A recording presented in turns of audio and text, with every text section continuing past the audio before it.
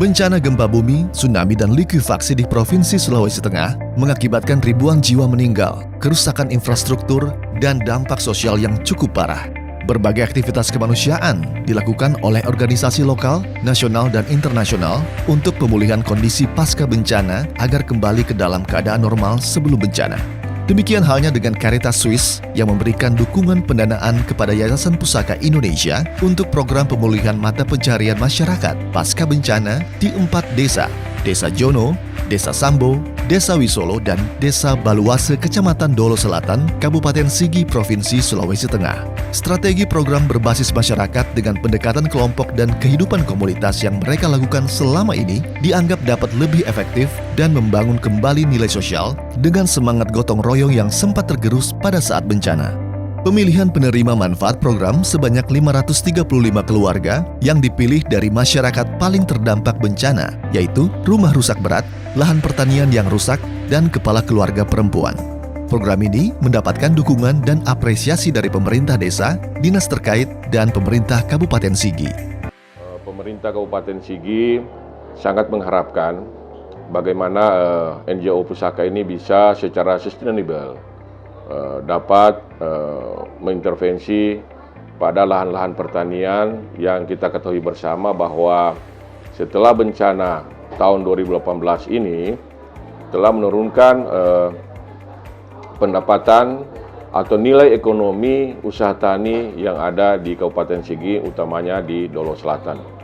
Tentu harapan-harapan kami ke depan ini, apalagi setelah bencana tahun 2018 ini, kita ketahui bersama bahwa kita juga terdampak pada COVID-19, yaitu di mana tentunya dampaknya juga terasa oleh kelompok-kelompok masyarakat, utamanya masyarakat petani kita yang bergerak di bidang pertanian. Nah, harapan kita ke depan ini tetap kita mengharapkan agar ada kerjasama kita untuk dimappingkan kegiatan-kegiatan dari NGO Pusaka ini dengan kegiatan-kegiatan yang ada di Dinas Tanaman Pangan, Hortikultura dan Perkebunan Kabupaten Sigi, agar supaya nanti petani ini bisa secepatnya dapat meningkatkan pendapatannya. Tentu efek dominonya adalah mereka bisa ekonominya bisa lebih meningkat lagi. Bentuk kegiatan program padat karya. Program padat karya atau Cash for Work adalah tahap awal kegiatan pemulihan sarana pendukung mata pencaharian masyarakat yang difokuskan pada pembersihan lahan yang rusak, jalan produksi, dan saluran irigasi pertanian bagi penerima manfaat sebanyak 535 keluarga. Padat karya dilakukan selama 20 hari kerja dengan insentif sebesar Rp80.000 per hari. Pembentukan kelompok tani. Program ini memfasilitasi pembentukan 28 kelompok tani dari 4 komoditas yang berbeda, yaitu komoditas padi, jagung, kakao, dan juga ternak kambing. Dalam 7 kelompok padi, 10 kelompok jagung, 6 kelompok kakao, dan 5 kelompok ternak kambing. Pelatihan manajemen organisasi dan keuangan, salah satu bidang hasil pokok dalam pengembangan kelompok ke arah kemandirian dan keberlanjutan adalah kelompok mampu mengelola pengadministrasian organisasi dan administrasi keuangan. Target dari pelatihan ini adalah meningkatnya kemampuan pengurus kelompok dalam melakukan pengelolaan manajemen organisasi dan keuangan kelompok secara baik dan benar. Peserta pelatihan ini adalah 84 pengurus, 28 kelompok tani, yaitu ketua, sekretaris, dan bendahara. Cultivation Training atau pelatihan budidaya. Pelatihan ini fokus untuk mempersiapkan 535 petani melakukan praktek budidaya yang baik sehingga hasil produksi lebih meningkat. Dengan bekal pengetahuan yang baik, maka diharapkan bantuan dana hibah atau cash grant akan digunakan untuk modal produksi pertanian mereka sehingga mata pencaharian dapat berangsur pulih kembali.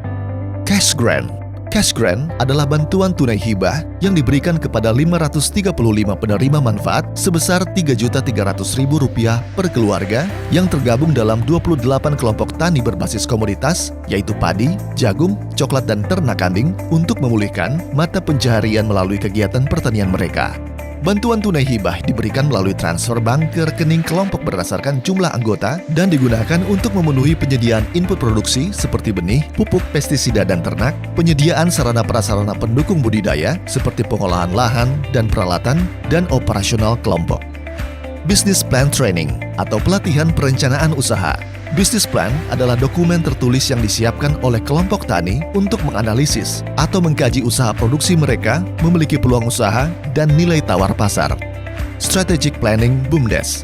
Pelatihan ini bertujuan untuk peningkatan kapasitas pengurus BUMDes di 4 desa dalam memahami tata kelola BUMDes dan sinergi dengan pemerintah desa dengan mengusung semangat kemandirian, kegotong royongan, dan kebersamaan. Feedback and Compliance Mechanism, yaitu pendekatan terhadap mekanisme umpan balik dan penanganan pengaduan yang menjadi bagian dari komitmen organisasi yang lebih luas terhadap akuntabilitas yang mempromosikan pertukaran informasi, transparansi, partisipasi, dan pembelajaran dengan masyarakat dampingan program. Mekanisme umpan balik dan pengaduan didasarkan pada preferensi masyarakat dan norma budaya untuk memastikan bahwa mekanisme yang dipilih dapat diakses, aman, dan mudah digunakan. Ada 3 mekanisme penyampaian umpan balik yang digunakan, yaitu dengan cara menyediakan kotak saran, melalui telepon, dan bertatap muka. Semua umpan balik dicatat dan diselesaikan dengan baik.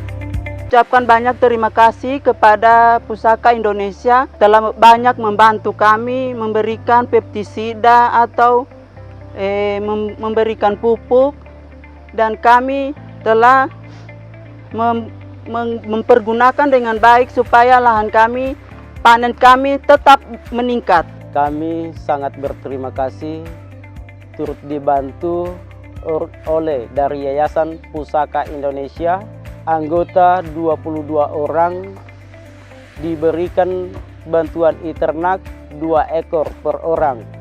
Jadi kami berterima kasih sekali atas bantuannya. Mengucapkan banyak-banyak terima kasih kepada Pusaka Indonesia dan Caritas Swiss atas bantuannya, yaitu benih, pupuk, dan pestisida. Dengan bantuan itu hasil panen kami meningkat tahun ini.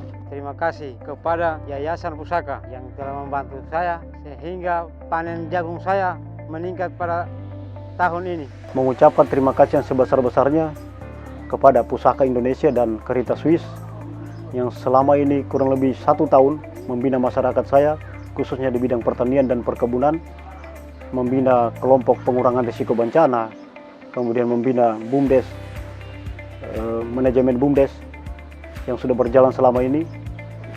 Saya atas nama pemerintah desa mengucapkan banyak-banyak terima kasih kepada Pusaka Indonesia. Doa kami moga Pusaka Indonesia makin jaya dan sukses. Bagi keluarga yang memiliki lahan rusak, rumah rusak, dan kepala keluarga perempuan serta disabilitas. Kriteria ini menjadi penting bagi sasaran program karena mereka adalah orang-orang yang paling layak untuk mendapat bantuan.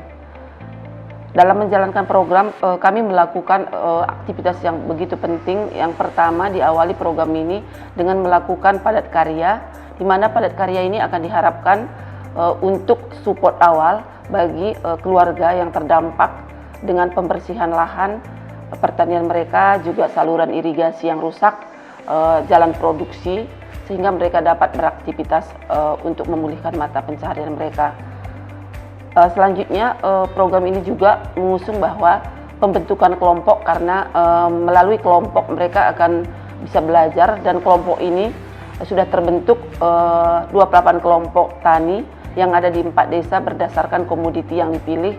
Kita berharapkan kelompok ini akan menjadi pilar untuk ke depan sehingga petani ini bisa mempunyai kekuatan mata pencaharian mereka yang berkelanjutan. Setelah kelompok terbentuk, kita membekali mereka dengan pengetahuan budidaya, baik budidaya padi, budidaya jagung, budidaya ternak, dan juga budidaya coklat.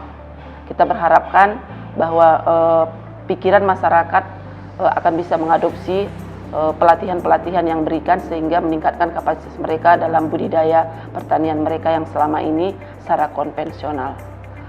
Setelah mereka memiliki kemampuan, kita akan memberikan dana bantuan hibah sebesar 3.300.000 melalui kelompok kepada masyarakat, yang diharapkan ini adalah memulihkan mata pencaharian mereka melalui input produksi mulai dari bibit, pengadaan bibit, pupuk, pestisida, dan mungkin peralatan pertanian mereka. Sehingga benar-benar masyarakat yang terdampak ini bisa pulih dari mata pencaharian mereka.